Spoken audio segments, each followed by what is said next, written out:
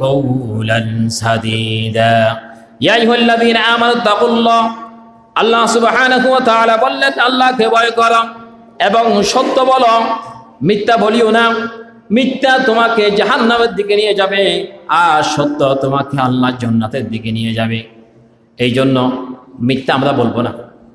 আল্লাহকে বেশি বেশি ভয় করতে হবে বনি ইসরাইলের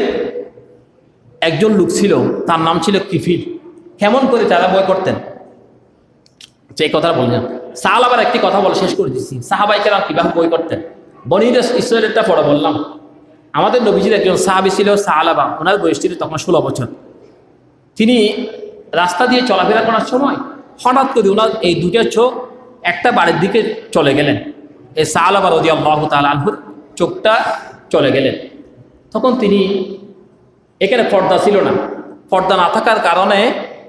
একটা মেয়ে গোসলখানা গোসল করতেছিল এই সাহালাবার চোখটা সেখানে চলে গিয়েছিল নজর পড়ছিল তখন তিনি রাসূল করিম সাল্লাল্লাহু আলাইহি সাল্লামের একজন বার্তাবাহক ছিল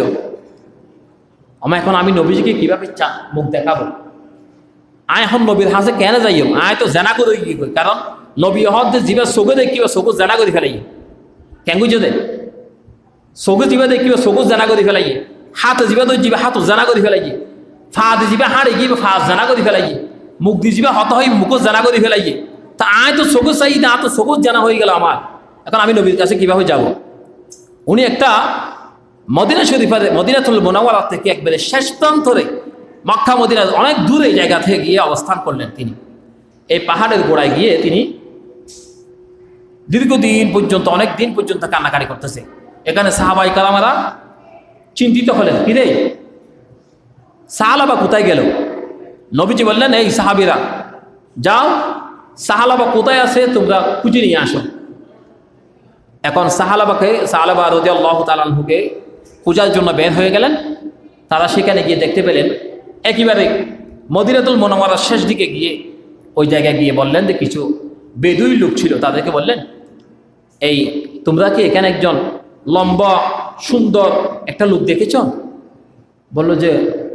ওই বেদুইন যারা মেষ সরাইতো তারা বললো যে কি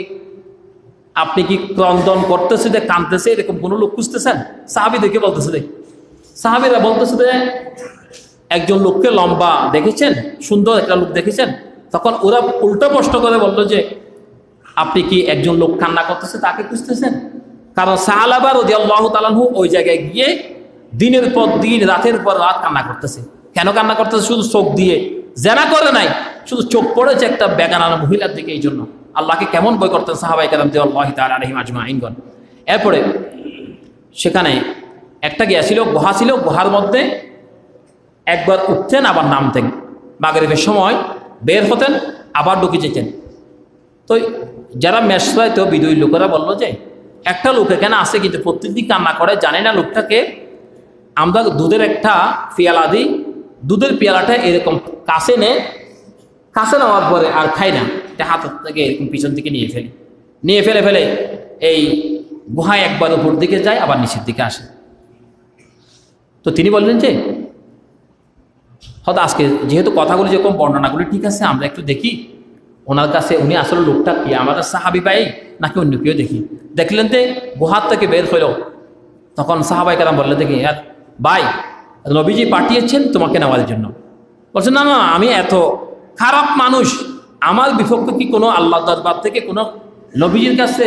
ওহী নাযিল হয়েছে বলছে না না কোনো ওহী নাযিল হয় নাই তোমার বিরুদ্ধে কোনো ওহী নাযিল হয় নাই তুমি আসো বলছে না আমি যাবো না আমার যে চোখ দিয়ে যে চেহারা দিয়ে বেগানা নারীর দিকে চোখ গিয়েছে এই চোখ আমি নবীজির কাছে দেখাবো না আল্লাহু আকবার এরপরে ওমর রাদিয়াল্লাহু তাআলা তো শান্ত ছিল না অনেক গরম ছিল উনি বললেন যে না না তুমি যদি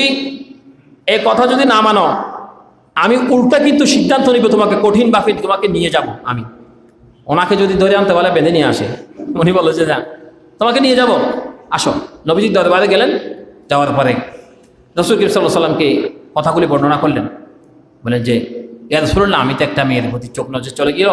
তো নবীজি বললেন তুমি আমার এই পা মুবারকের উপরে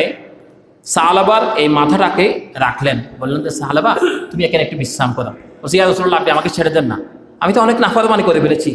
আমার এই চোখ দিয়ে, আমার চেহারা দিয়ে আমি যে বেগানা নারীর দিকে চোখ পড়লো, আপনি এরকম নিকৃষ্ট মানুষকে নিয়েন না। তখন কিছুক্ষণ পরে বলে যে তুমি একটু শান্ত হও সালাবা। এরপর বললো যে আমার এই রাসূলুল্লাহ, আমার এই মাংস এবং হাড়ের ভিতরে মাঝখানে যেন পিঁপড়ার মতো কামড় দিচ্ছে আমাকে কে যেন। তখন নবীজি বললেন যে ওই সাহাবি সালাবা, তুমি ইমানের কালিমাটা পড়ে নাও। তখন ইমানের কালিমা তিনি পড়া শুরু করলেন, আশহাদু আল্লা ইলাহা